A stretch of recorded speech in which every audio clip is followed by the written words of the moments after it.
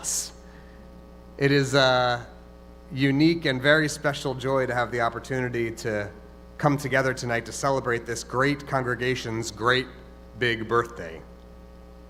As you may know, aside from it falling on Rabbi Walter's birthday, we're celebrating on this weekend in particular because it was on June 8th, 1944, that the first formal vote was taken at a meeting in the auditorium of the Central Presbyterian Church, which was at that time just around the corner from the Museum of Fine Arts. It was at that meeting that the motion was approved to proceed with the formation of a new Reform congregation in Houston. And so today, as at every birthday and every anniversary, we have the opportunity to celebrate this time in our lives, this time in history, by looking back with gratitude and looking ahead with resolve and anticipation. Fittingly, at this time of joy and optimism, of hope and praise, our annual cycle of Torah readings, fortuitously enough, has brought us to the beginning of a new book of the Torah. This Shabbat, as we gather together under the shimmer of giant blue styrofoam 75s, we begin our reading of the book of Numbers. Over the years, this book, and this Torah portion in particular, has been one that stymies B'nai Mitzvah students and ordained clergy alike. It's a difficult portion because it is, precisely as its name implies, little more than a long list of numbers and names. The ancient biblical census, a detailed accounting of each of the tribes of Israel that entered the Promised Land. These are their names, the Torah tells us, and proceeds breathlessly. From the tribe of Reuben, Elitzur, son of Shadur. From the tribe of Simeon, Shlumel, son of Tzuri Shaddai. From the tribe of Judah, Nachson, son of Aminadav. And it goes on. From the tribe of Dan, 62,700 men. From the tribe of Asher, 41,500 men. From the tribe of Naphtali, 53,400 men. What in the world is holy about a text like this?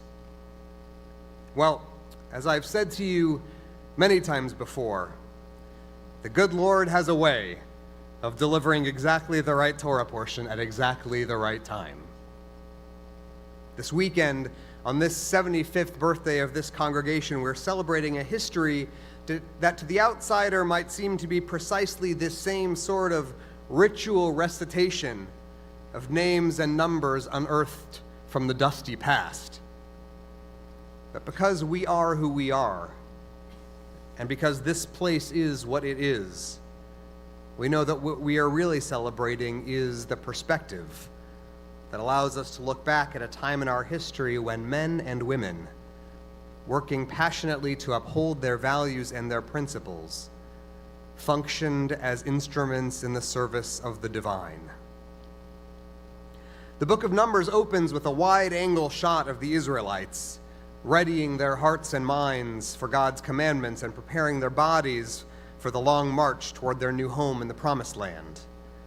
The list of numbers and names of Moses' constituents is more than just a census.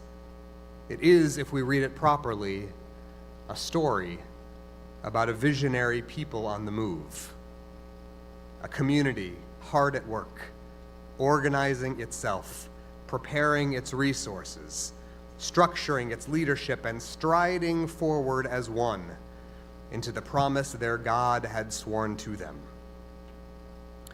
Even in unadorned lists of names and numbers, sacred stories can emerge.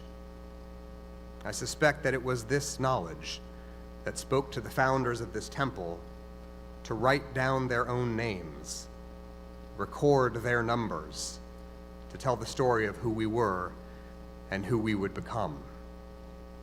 At that first meeting of this newborn congregation, 225 individuals, representing 190 founding families, came together to have their names recorded in history. They selected their first trustees, Mr. Foes and Mr. Slavin, Mr. Noble, Mr. White, Mr. Gould, Dr. Kaplowitz, Mr. Horwitz, and Mr. Krakauer. They named their first slate of temple officers: as president, Nathan J. Klein; as vice presidents, Abe Lack and Mose Feld; as secretary, William Nathan; and as treasurer, Herman Cohen. Our temple archives are books of numbers, too. We can look back on them with some amusement, noting that back then temple dues were assessed in the range of $40 per year, in support of an annual budget of just over $26,000. When we succeeded in acquiring this piece of land where this majestic temple building sits today, it was described in the bulletin as a beautiful and secluded plot, far away from the heavy traffic of the day. A lot which was purchased for the princely sum of $49,000. Among the first resolutions that group of founding families voted on that day was for the selection of the name of their new congregation that they would build. With a total of 94 votes, the name Emmanuel, God be with us, was selected. When he reflected later on this decision, Rabbi Kahn wrote the following: Emmanuel was born of a cry for freedom of pulpit and pew, a concern for Klal Yisrael, the faith of Israel, the land of Israel, the mission of Israel, to bring light to a dark world. Emmanuel, we called our temple, God be with us, and we have tried with all our hearts to be with him. We still do that today. And I hope that for as long as the history of this temple will be written, we will continue to try with all our hearts to live up to the noble expectations for us that were established by our predecessors and our ancestors, by our Torah and by our God.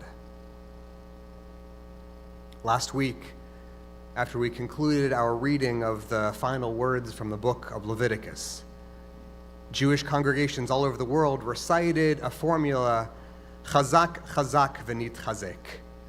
Let us be strong and let us strengthen one another.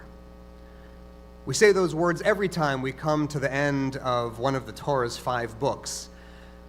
I suppose that we do so in part because at the end of a unit of study, the close of a book to which we will not return for a whole year, we feel in need of comfort and fortitude.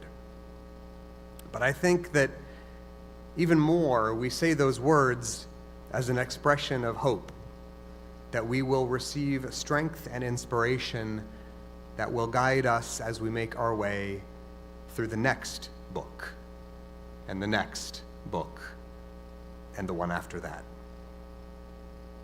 New books and new beginnings, new chapters and new adventures, and the story that we share together will always, I hope, be marked by comfort and support and strength. And it is vitally important that when we renew our commitment to this community, we do it in Hebrew words spoken in the plural reflexive case, because our primary responsibility in this holy enterprise of synagogue life is to comfort and strengthen each other. In the book of Numbers, the lives of the ancient Israelites were documented with striking specificity: their names, their kinsmen, their ages. They are all gone to us, but they are still strangely, powerfully dwelling inside us. Our book of Numbers is still being written.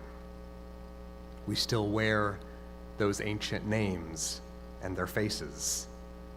We're driven by their ancient hopes, inspired by their timeless yearning. Those who came before us make their home in us as we make our way forward toward sprawling, new and expansive promised lands. And so, my friends, Chazak, Chazak, V'nit Chazek. let us continue to strengthen each other so that all of us together and this holy and historic congregation will be strengthened. Amen.